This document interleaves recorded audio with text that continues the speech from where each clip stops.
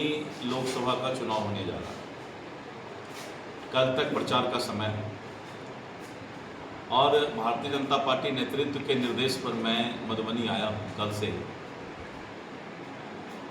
पूरे देश में एक ही माहौल है कि फिर से भारतीय जनता पार्टी तीसरी बार नरेंद्र मोदी जी के नेतृत्व में सरकार बने और पूरे दुनिया की भी नज़र है कि भारत जो एक विकसित देश बनने जा रहा है, प्रधानमंत्री नरेंद्र मोदी जी के नेतृत्व में पूरा दुनिया भारत का इंतजार कर रहा है।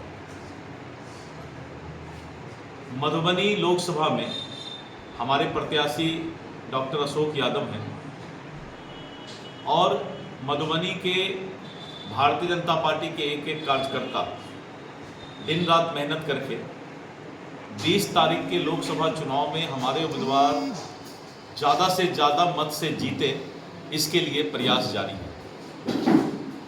मुझे पूरा विश्वास है कि मधुबनी की जनता ने मन बना लिया है कि मोदी जी को फिर से तीसरी बार देश का प्रधानमंत्री बनाना है।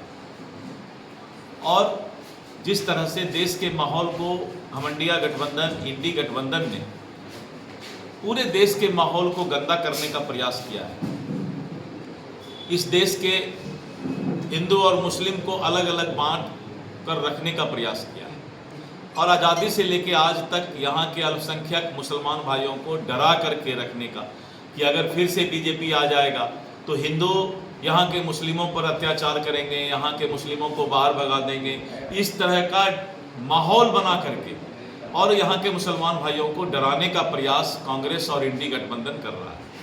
जबकि प्रधानमंत्री नरेंद्र मोदी जी पूरे देश के 140 करोड़ परिवार जन को लेकर के सबका साथ सबका विकास चाहते हैं।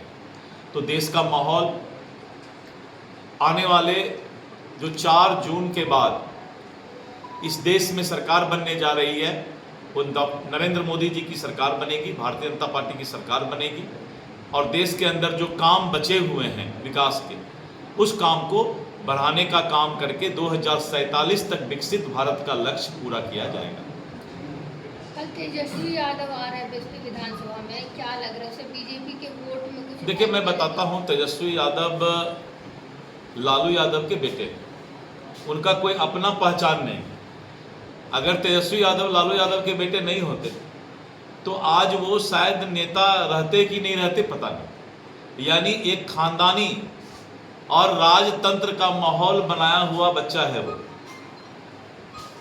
और खुद तो रोजगार उनको मिला नहीं क्योंकि वो 9वीं फेल हैं, उनको तो रोजगार मिला नहीं। लेकिन जो नीतीश कुमार जी ने बिहार में काम किया और नीतीश कुमार जी ने जो विकास का काम किया और रोजगार का काम किया, तो डपोर शंखी वो बजा रहे हैं अपना। तेजस्वी यादव का अपना क्या मेरिट है? अगर बिहार की जनता इस बात को जानती है कि वो जाति और धर्म के आधार पर कुछ लोगों को बांट करके, और उन लोगों ने क्या किया, लालू यादव का परिवार ने रोजगार दिया। रोजगार क्या दिया? अपने दोनों बेटे को नेता बना दिया, 3 बेटी को नेता बना रहे हैं, सबको टिकट दे दिया। तो उनके परिवार को रोजगार मिलने जा रहा है, इसीलिए तेजस्वी यादव आ रहे हैं कि उनका परिवार का रोजगार बचा रहे। हर रैली में जो है तेजस्वी यादव जो है प्रधानमंत्री पर हमलावर है। अब देखिए, मैंने कहा कि पहले तेजस्वी यादव कौन है? तेजस्वी यादव कौन है? प्रधानमंत्री नरेंद्र मोदी जी आज वैश्विक नेता है, पूरे दुनिया में उनकी अपनी एक अलग पहचान है। और जो खुद बेरोजगार है वो रोजगार की बात क्या करता है? और नरेंद्र मोदी जी पर हमलावर, कोई भी अब गांव का भी कोई आदमी एक हमलावर बन जाए तो उसका क्या मतलब है? कोई मतलब नहीं। तेजस्वी यादव नेता प्रतिपक्ष है। नेता प्रतिपक्ष लालू यादव का बेटा है, तेजस्वी यादव कहाँ है? सर, जहाँ भी जाते हो 17 महीना बनाम 17 साल का बात करते हैं। अब नीतीश कुमार जी के नाव पर चढ़कर कहता है ना, दूसरे के ढोलक पर तबला बजाना बहुत आसान होता है। तो तेजस्वी यादव ने क्या किया कि दूसरे के नाव पर चढ़ के ढोलक बजाना शुरू किया। उसको पता ही नहीं था कि इसका राग क्या है और इसका रिजल्ट क्या है, तो वही वो तबला बजा रहे हैं और कुछ नहीं कर रहे हैं। रोजगार तो नीतीश कुमार जी ने दिया 17 महीने। क्या 2005 के पहले का तेजस्वी यादव को पता नहीं है कि बिहार क्या था? क्या क्या नंगा नाच बिहार में होता था? किस तरह से लोग जंगल राज फेस करते थे। शाम के बाद लड़कियां बाहर नहीं निकल पाती थी, रोड में गड्ढा नजर आता था, बिजली 2 घंटा आता था।